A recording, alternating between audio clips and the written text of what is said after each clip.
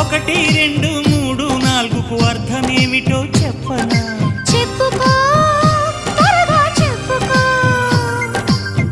ఒకటంటే ఒకటిగా అడుగేద్దాం, రెండంటే రెండు గుండెలను ముడిపెడదాం, మూడంటే మూడు ముళ్ళేసి ఆ తర్వాత నాలుగు కాలాల పాటు కలిసుందాం.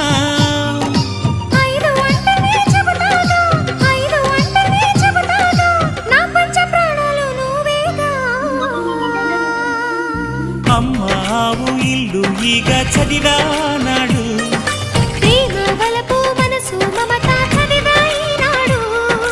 ఇంకా ఏదో చదవాలంటూ పెదవి కోరుతోంది.